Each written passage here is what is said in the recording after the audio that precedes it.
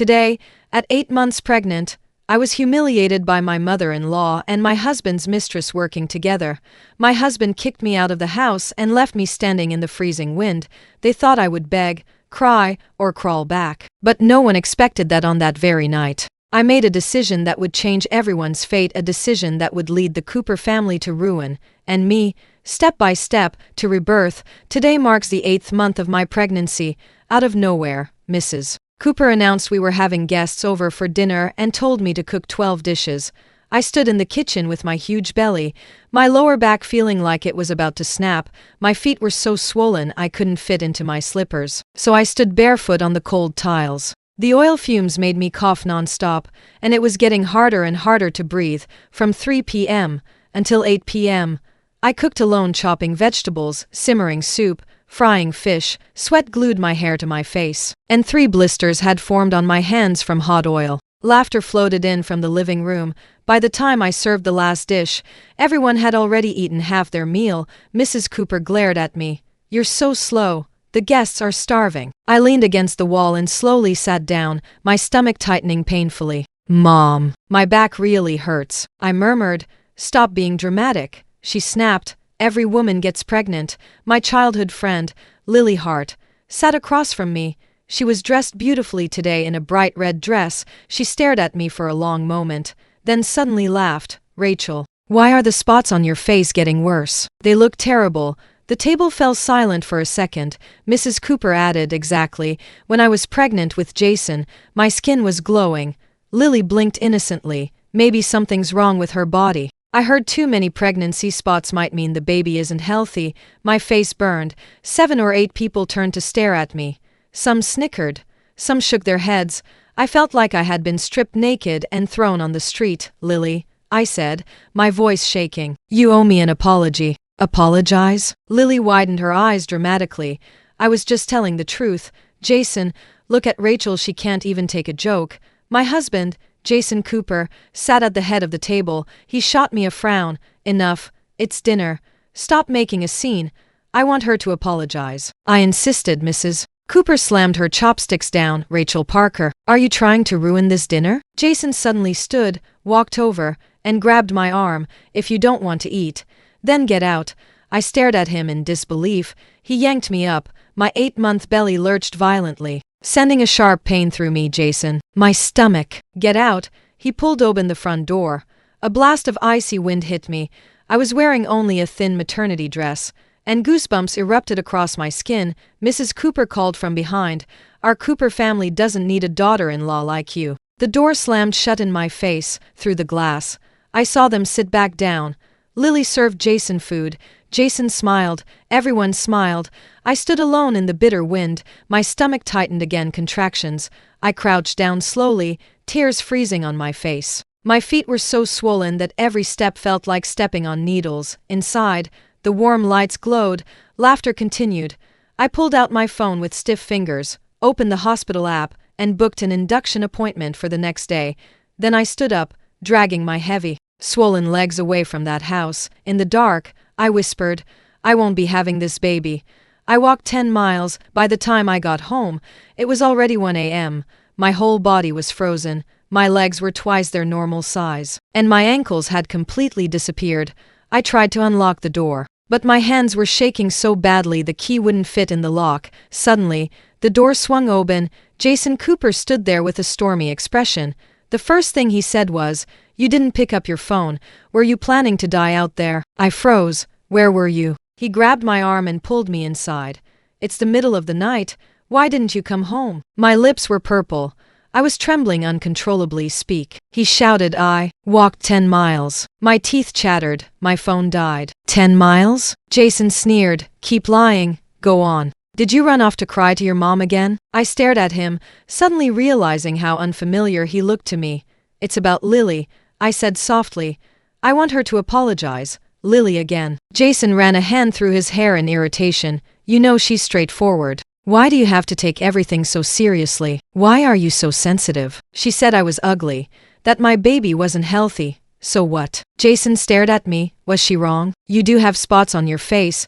Can't you have a better attitude?" My heart felt like it had been stabbed. "At the last party," I whispered, You were playing truth or dare. She lost and had to kiss you. You let her kiss your cheek. It was just a game. She got drunk and threw herself into your arms. You held her for 10 minutes. She's like a sister to me. And I'm your wife, aren't I? I looked up at him. Jason froze. Tonight, I said clearly, I'm done tolerating it. Rachel, you've lost your mind. Mrs. Cooper suddenly burst out of the bedroom. She pointed at my pajamas. You went outside dressed like that. You embarrassed the entire Cooper family. I looked down at my pajamas, a simple cotton maternity set. Long sleeves and long pants. Just a bit old. I've decided, Mrs. Cooper announced. Lily will be staying with us for a few days. She'll use the guest room next to yours. My eyes widened.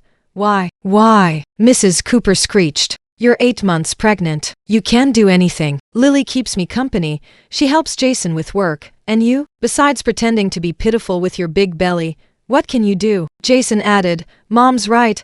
Lily is much more sensible than you. I looked at the two of them, mother and son, and suddenly laughed. Okay, I said.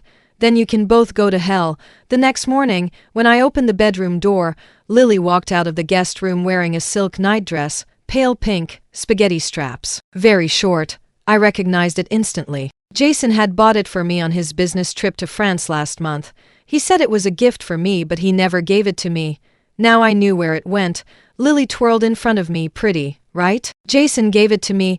Jason walked out of the study and looked briefly embarrassed. Don't overthink it, he said. Lily's clothes got wet last night. She just borrowed it. I didn't respond. Lily leaned into Jason. Jason, I'm hungry. I want the eggs you make. All right, I'll make them. Jason smiled gently. I went into the kitchen and opened the fridge. A sharp pain shot through my belly, and I held onto the counter. What now? Jason gave me a sideways glance. My stomach hurts. All you do is complain, he muttered. When the eggs were ready, he brought them to Lily first. She sat at the table, swinging her smooth, fair legs. Thanks. Jason, you're the best. I stood there, and in that moment, I made a decision. I walked over to Jason, grabbed his hand, and pressed it against my belly. What are you doing? He tried to pull away. With my other hand, I switched on every light in the house, under the bright lights. I lifted the hem of my shirt, looked closely. I stared into his eyes. These spots appeared because I'm carrying your child. My belly was covered in dark pregnancy patches, around my navel, down my hips, everywhere. The skin was stretched so thin it glistened.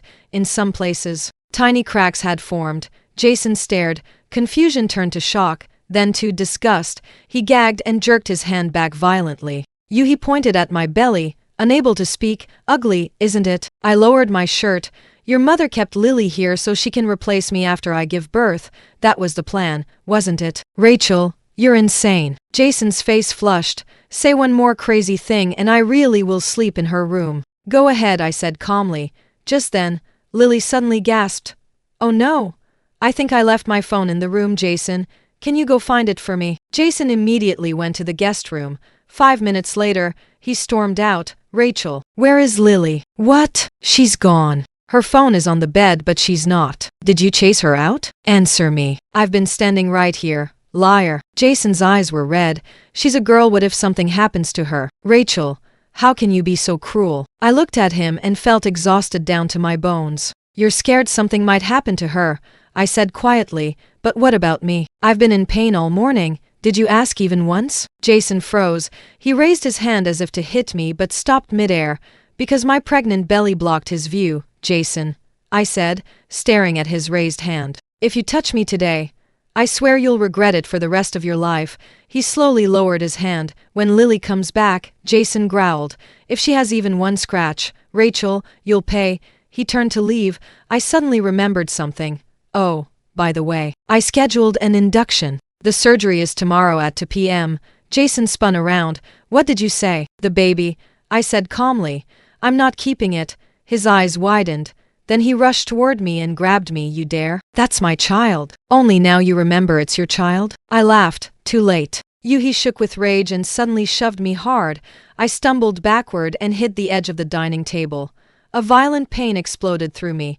I collapsed to the floor, drenched in cold sweat. My vision went black, and a ringing filled my ears through the blur. I saw Jason standing at the door. He glanced back at me, his eyes icy cold. When I'm in bed with Lily, he said, "Don't you dare cry." The door slammed shut. I don't know how long I lay on the floor before the pain slightly eased. I pulled myself up using the table. There was blood on my pants. I reached for my phone to call 911, but it was dead. Just then, the door opened. Jason dragged Lily inside. Lily's eyes were red and swollen, like she had been crying. "Apologize," Jason ordered. "What?" Lily said she went out to get some fresh air and you called to yell at her, scaring her so much she didn't dare come home. Jason seized my wrist. "Now apologize to her." Lily hid behind Jason, whispering, "Jason, forget it. Rachel's pregnant. Her emotions aren't stable." "Oh, so being pregnant makes her special?" Jason roared. "Rachel, you will apologize today." Another wave of pain hit. I went pale. "Jason, I need to go to the hospital." "Still pretending?" Jason dragged me toward the door. "You'll apologize first, then go." He shoved me into the car. Lily sat in the passenger seat. Jason drove like a maniac, braking hard repeatedly. I got carsick and covered my mouth. "If you're going to puke, get out and puke." I couldn't hold it anymore. I vomited into a plastic bag. Jason shot me a look of pure disgust. "That's disgusting, please. Stop the car." "I don't feel good," I begged weakly. "You don't feel good?" He sneered. "You think being pregnant gives you the right to manipulate me? Let me tell you, Rachel, if you don't apologize today, you're not going anywhere." Suddenly, the car braked violently. Lily pointed excitedly out the window. "Jason, they're selling candied fruit sticks over there. I used to love those as a kid." Jason immediately pulled over. "Wait here. I'll get some for you." He ran toward the street vendor. Lily turned around and looked at me. The smile on her face vanished. She mouthed, "You've already lost." I ignored her and curled up, clutching my belly. The pain was getting worse. My back was soaked with cold sweat. Jason came back and handed Lily the candied fruit. She pouted. "Feed me." Jason actually fed her. The car started moving again. My vision blurred, darkened. I thought I saw a hospital sign. "H hospital." I forced the word out. "There's a hospital ahead." Jason ignored me. Suddenly, a truck swerved out of nowhere. "Jason, look out!" I screamed. He jerked the wheel. The car spun out of control. In that split second, Jason made one move. He lunged sideways and wrapped his arms around Lily, shielding her with his whole body, because earlier, when I was vomiting, I had unbuckled my seat belt and hadn't clicked it back in. The impact flung me out. I crashed through the door and rolled across the road. The world spun, lying on the asphalt. I watched our car slam into the guardrail. Jason crawled out with Lily in his arms. They tumbled onto the ground together. Jason immediately checked on her. "Lily, are you okay?" "My ankle. It hurts." Lily whimpered. Jason saw a scrape on her ankle and nearly cried. "Don't worry, I've got you. I'll take you to the hospital." He lifted her in his arms and started running toward their entrance. As they passed me, he paused for a second. I reached out with my blood-covered hand, grabbing the hem of his pants. "Jason, help me." He looked down at me with cold eyes. "You deserve this." Then he ran off carrying Lily. I lay on the freezing pavement, watching their silhouettes grow smaller and smaller. Blood pooled beneath me, spreading across the ground. Right before I lost consciousness, I realized I was laughing. When I woke up again, I was in a hospital bed. Jason stood beside me. Lily sat in a chair, her ankle wrapped in bandages. "You're awake?" Jason said coldly. "Done pretending?" I tried to move, but my body was wrapped in monitors. My stomach still hurt, though less than before. "The baby," I croaked.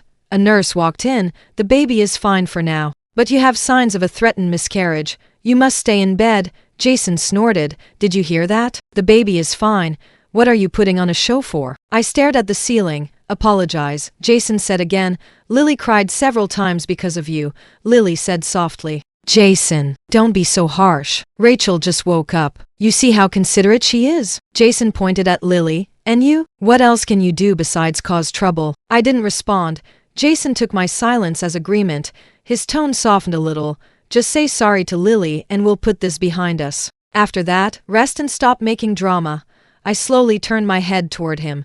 "Jason," I asked quietly, "do you wish Lily were the one pregnant?" Jason's expression darkened. "Rachel, how could you say?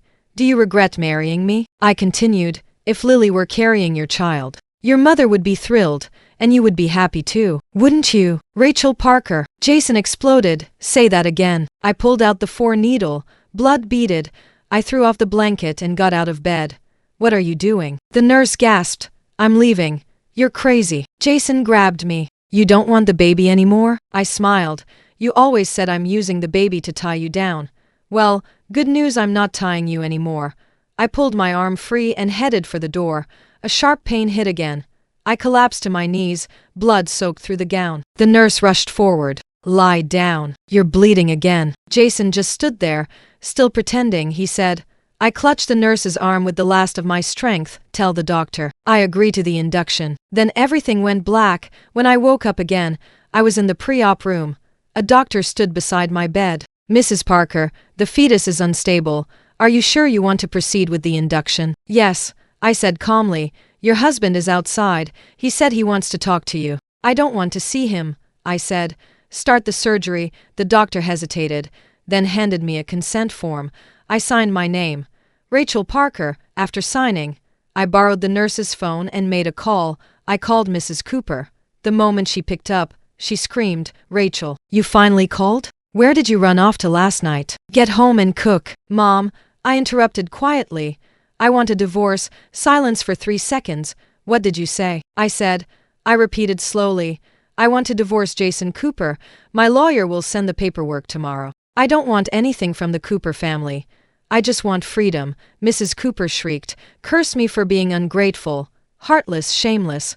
I listened calmly until she tired herself out, then ended the call. The nurse asked softly, Aren't you sad? I looked at the ceiling and smiled faintly. When a heart dies, it makes no sound. After the surgery, I stayed in the hospital for 3 days.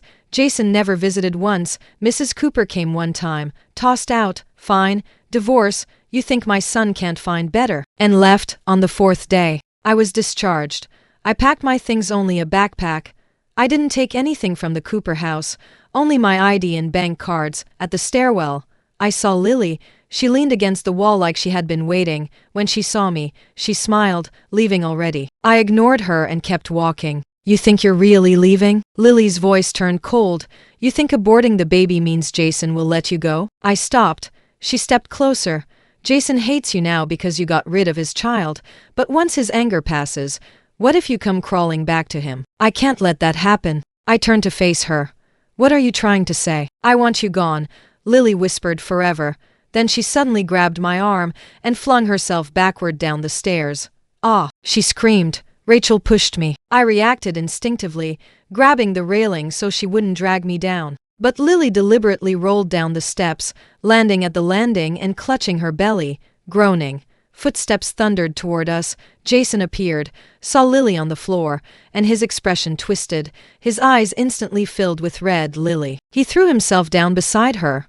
Are you okay? Lily sobbed like a fragile flower in the rain. Jason. Rachel. She pushed me. She said I stole you. Jason's head snapped toward me. His eyes were murderous. Rachel Parker. You hurt her again. I didn't. My voice was steady. She fell on purpose. Still lying? Jason gently set Lily down and charged up the stairs. He grabbed me by the shoulders. You venomous woman. Lily treated you so well, and you tried to kill her. I didn't push her. You deserve to die. He roared and shoved me violently.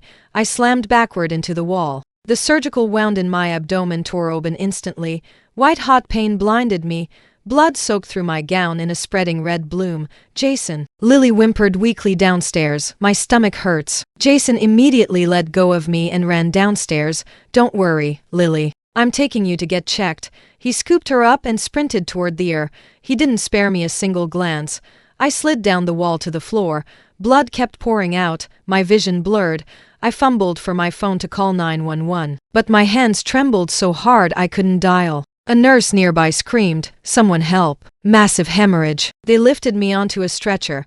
As my consciousness faded again, I grabbed the doctor's sleeve. Doctor, I whispered, if the baby couldn't be saved, keep a small box of ashes. For Jason Cooper. What? Let him regret it forever. Then everything went dark again. 1 month later, Jason Cooper sat in the living room of his mansion, staring at his phone. I, Rachel Parker, had been gone for a month. The divorce had long been finalized.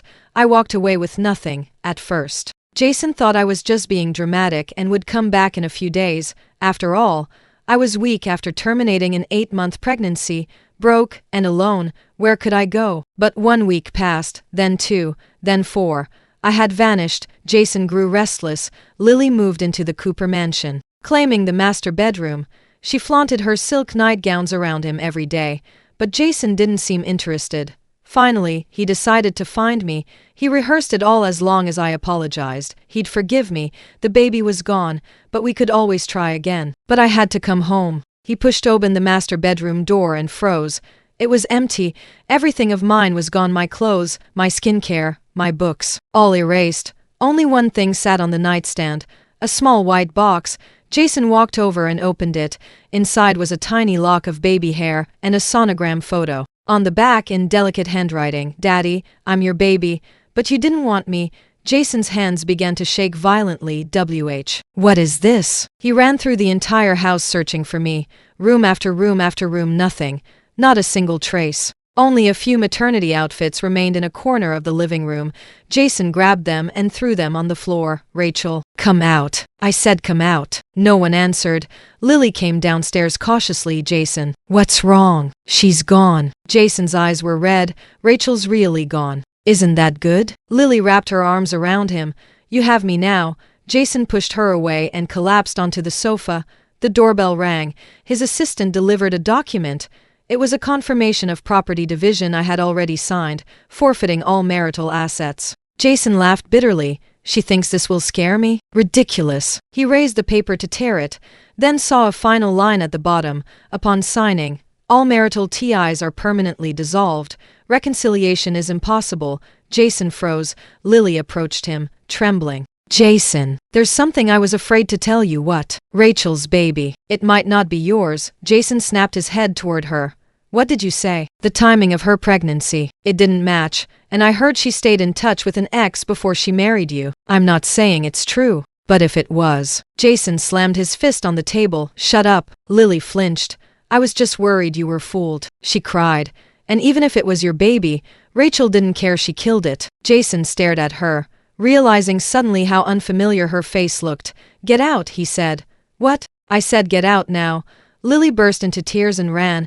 Jason Cooper sat alone in the empty living room, picking up the small white box. He gently stroked the lock of hair and suddenly remembered the last words Rachel Parker had spoken to him. She had been lying in the hospital bed, pale, her eyes hollow. She said, "Jason, what you owe me, you'll never be able to repay." At the time, he had sneered. Now, he suddenly understood. 3 days later, Jason received a call from the hospital. "Mr. Cooper, your wife's surgical record from a month ago requires your signature." The nurse said, "What surgical record?" "An abortion procedure also. When she was discharged, her body was very weak. We recommended she stay for observation, but she insisted on leaving. After that, we lost contact with her." Jason rushed to the hospital. The doctor handed him a stack of papers. On top was the abortion consent form, signed by Rachel Parker.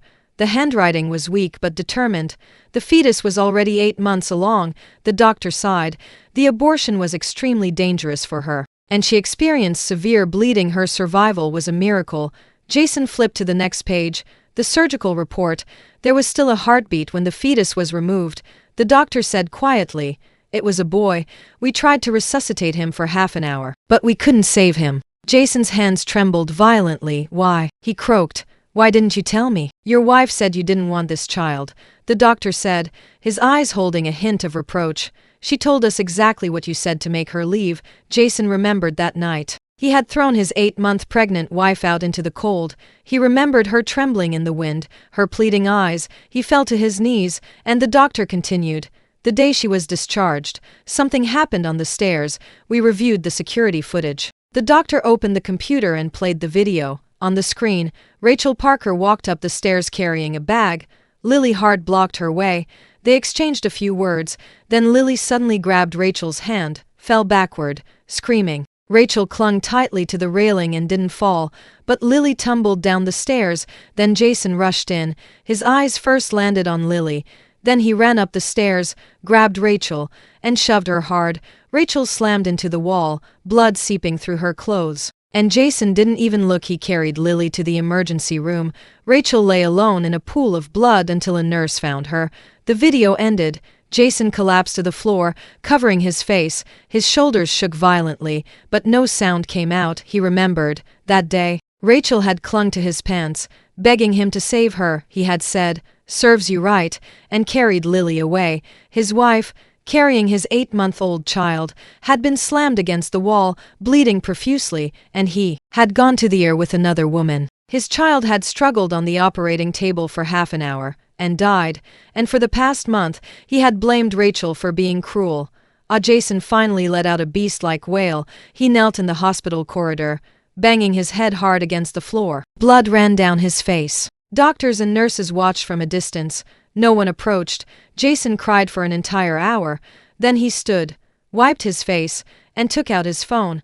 "Acquire the Heart Group," he told his assistant. "Start today. I want the Hearts bankrupt within 3 days." A week later, the Heart Group announced bankruptcy.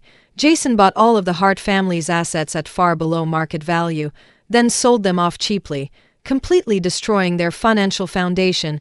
Lily Hart's parents knelt outside the Cooper Group building, begging Jason to spare them. Jason stood by the office window, expressionless, looking at the couple below. "Mr. Cooper, Miss Hart wants to see you," his assistant said. "Let her in." Lily ran into the office, collapsing to her knees. "Jason, I was wrong. I was really wrong. I shouldn't have lied to you. I shouldn't have pushed Rachel. Please forgive me. I'll change. I promise." Jason walked over and crouched in front of her. "Lily," he asked softly, "on the stairs that day, did you really fall on your own?" Her face went pale. Tell the truth.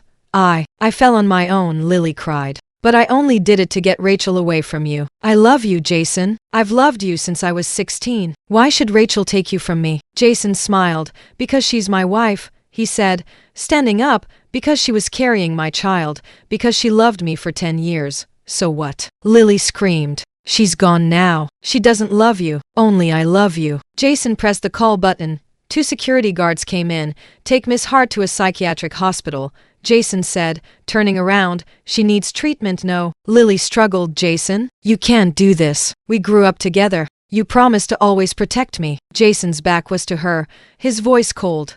"I did, but you also promised to always be my little sister. I was wrong. I was really wrong." "Too late," Jason said. "You killed my child and destroyed my family. I never want to see you again in my life." Lily was dragged away. Jason dialed another number. "Mom, from today on, you'll stay in the old house. No leaving without my permission," Mrs. Cooper shouted and cried on the other end. "Jason, I'm your mother. How dare you lock me up when you threw my 8-month pregnant wife out?" Jason said, "Did it ever cross your mind that she was your daughter-in-law?" He hung up. Jason stood in the empty office, staring out the window. He had won. He had taken revenge on everyone who had hurt Rachel, but inside, there was a huge emptiness. The assistant walked in. "Mr. Cooper, here's the address of the apartment Miss Parker lived in before she left, but the landlord said she moved out 2 weeks ago." Jason took the slip of paper and stared at it for a long time. "Keep looking," he said, "until we find her." A year had passed. Jason Cooper had searched almost the entire country, but he still couldn't find Rachel Parker. She was like a drop of water that had evaporated into the air, completely gone. Jason had lost 20 pounds. His eye sockets were hollow. Every night, he slept holding the small white box that contained their child's lock of hair and ultrasound photos. One day, he happened to see a public service advertisement.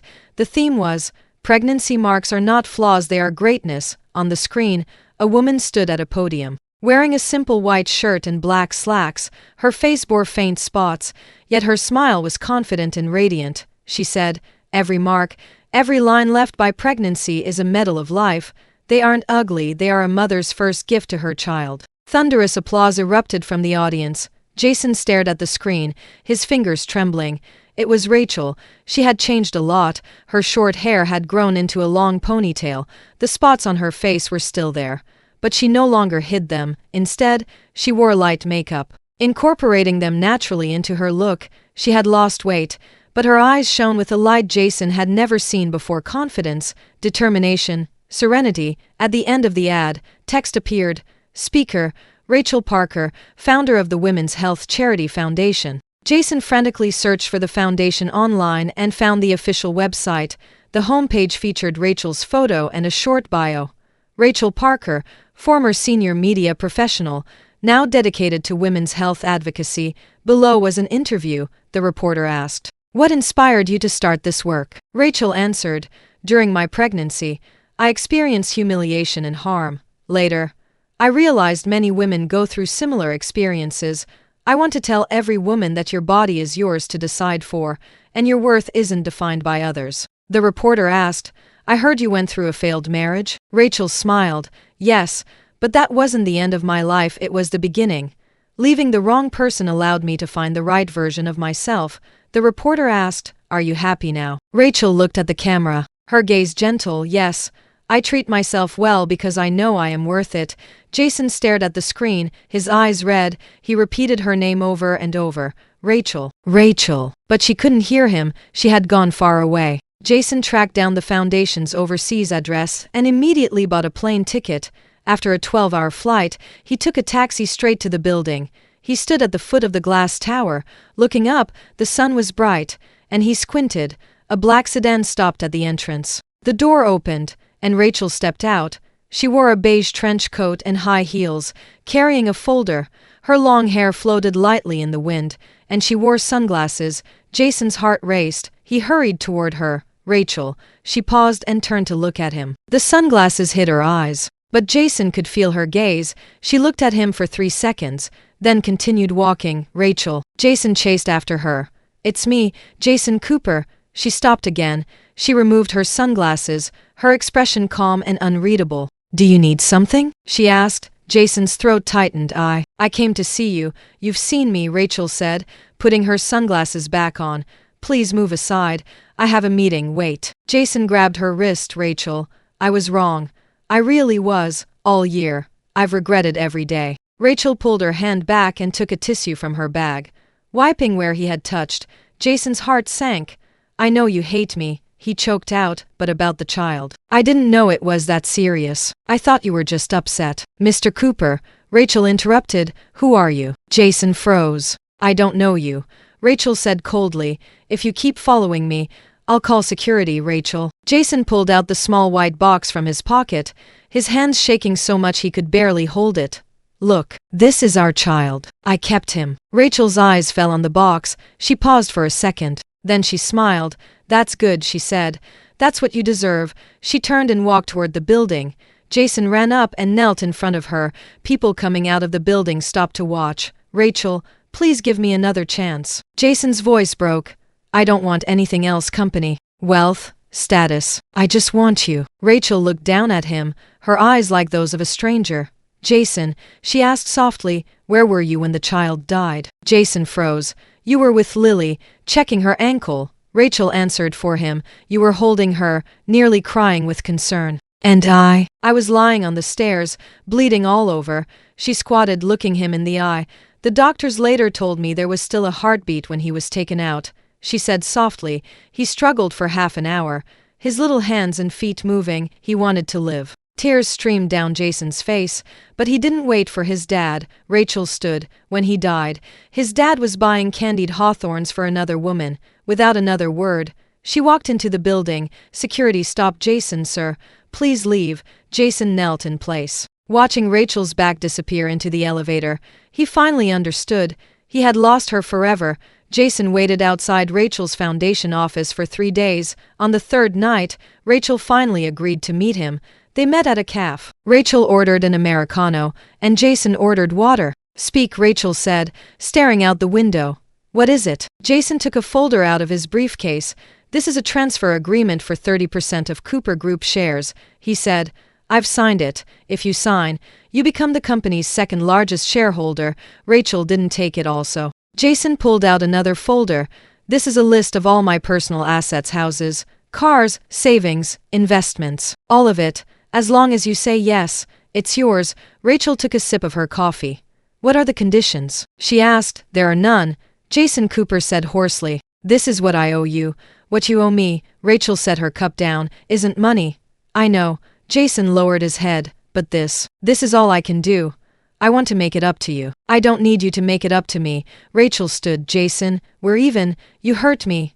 I left you. From now on, you're you, and I'm me, Rachel. And Rachel looked at him. That box. You keep it. It's your memory with your son.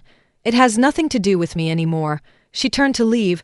Jason suddenly said, I'll wait for you every year. Rachel paused. Every year, on the child's death anniversary. Jason's voice trembled. I'll go to the cemetery and lay flowers. If one day you ever want to come, I'll be waiting there. Rachel didn't look back. You won't be waiting for me, she said.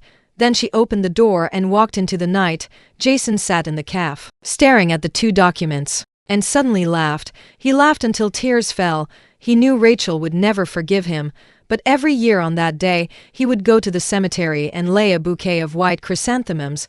Then he would stand there, from dawn until dusk, waiting for someone who would never come. Because what he owed her wasn't an apology or money, it was a lifetime of pain, and he was willing to spend the rest of his life repaying it, even if she never knew, even if she never looked back. Thank you for finishing today's story. Please share your thoughts in the comments section. If you enjoyed the story, remember to like and subscribe to my channel. There are more amazing stories waiting for you to experience with me. See you tomorrow.